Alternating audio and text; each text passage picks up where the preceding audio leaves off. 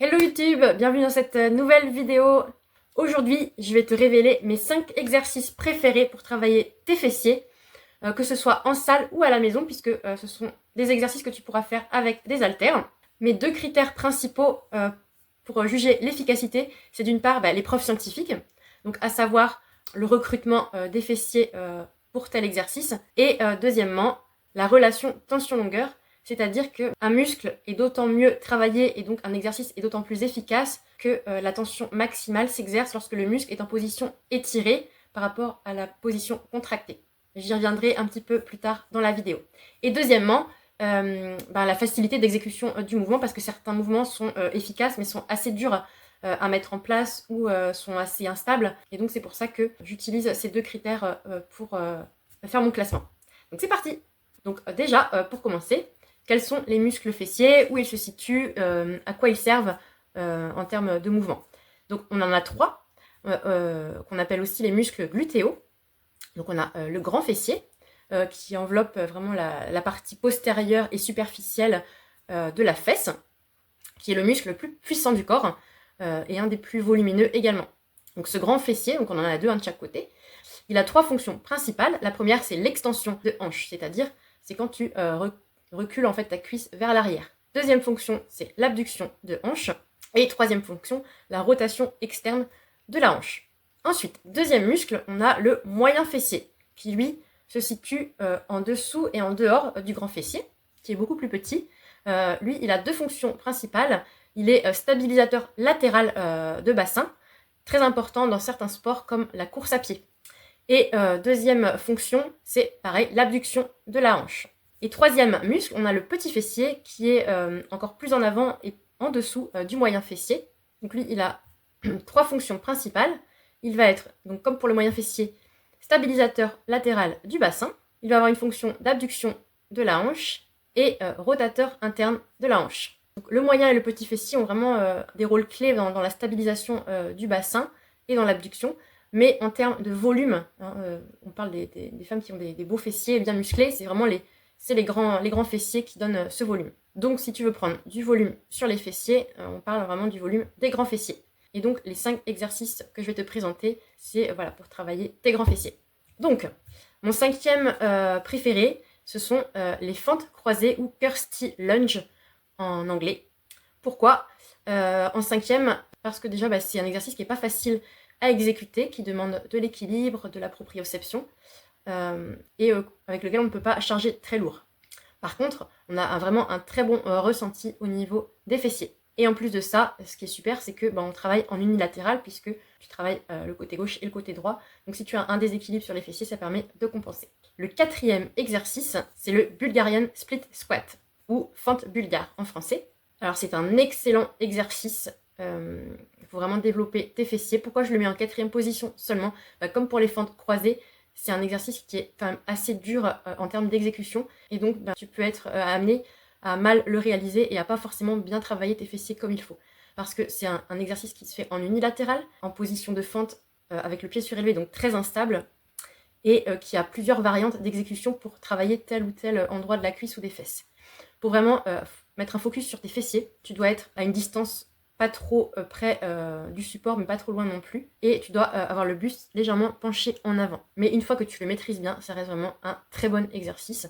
D'autant plus que, pareil que pour les fentes croisées, il se fait en unilatéral, donc il te permet de compenser les déséquilibres. Donc un petit conseil si tu commences, essaye d'abord à vide, sans charge, et puis ensuite tu prendras des petites haltères en augmentant progressivement les poids. Vaut mieux moins charger et vraiment descendre bien bas, au moins la cuisse à la parallèle, et bien ressentir les fesses travailler, plutôt que de vouloir charger énormément et de faire un demi-mouvement, ça n'a aucun intérêt. 3e exercice, selon mon classement, je mettrai le hip thrust. Donc le hip thrust, c'est un mouvement qui paraît assez facile à réaliser, mais finalement pas tant que ça, parce qu'il faut bien se positionner.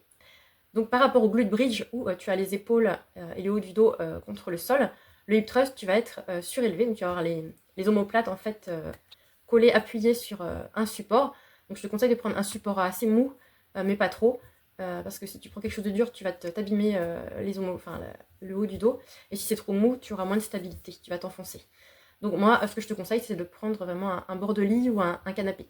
Idéalement, en fait, il faudrait que ton support arrive à la hauteur de tes genoux. Donc tu vas te positionner de la manière suivante. tu vas prendre appui sur les omoplates.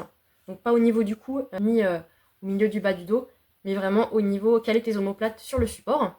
Et puis, il faut que tes genoux soient au-dessus de tes pieds, donc que tu aies les genoux à 90 degrés.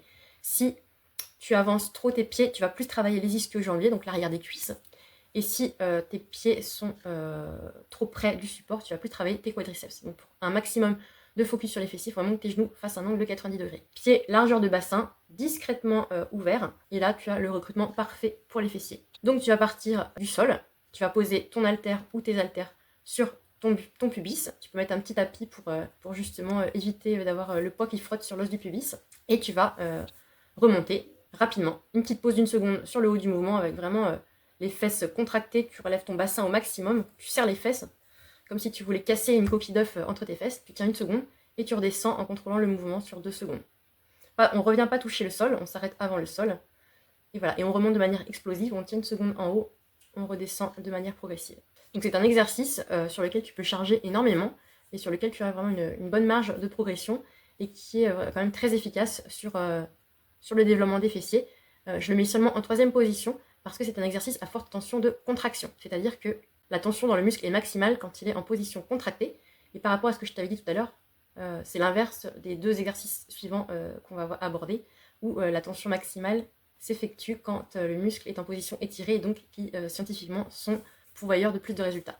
2e exercice, top 2, le RDL ou Romanian Deadlift ou soulevé de terre roumain aux haltères.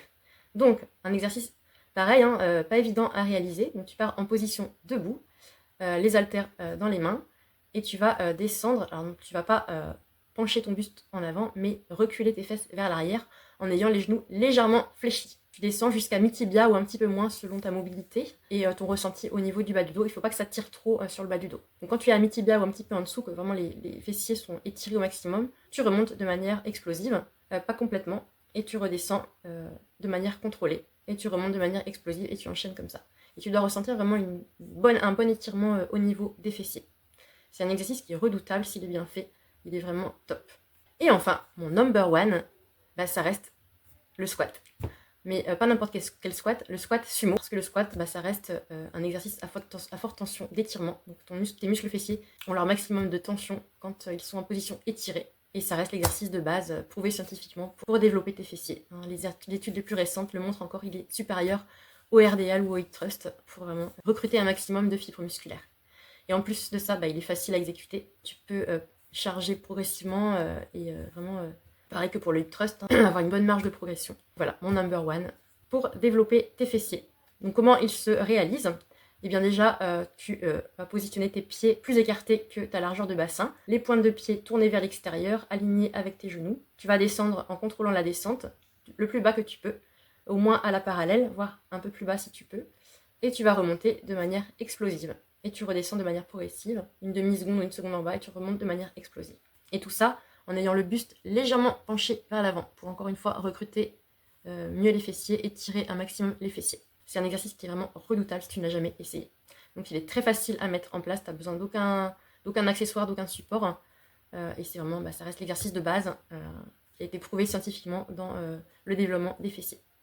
Voilà, j'espère que cette petite vidéo t'a plu et t'a permis peut-être de découvrir de nouveaux exercices, en tout cas les plus intéressants, si tu veux avoir un beau volume fessier. N'hésite pas à me dire quel autre muscle tu aimerais que j'aborde en vidéo. Et puis si tu as aimé, je t'invite à t'abonner, à liker, à partager et à activer la petite cloche pour recevoir les notifications quand une nouvelle vidéo sort. Et moi je te dis à très vite dans la prochaine vidéo. Ciao!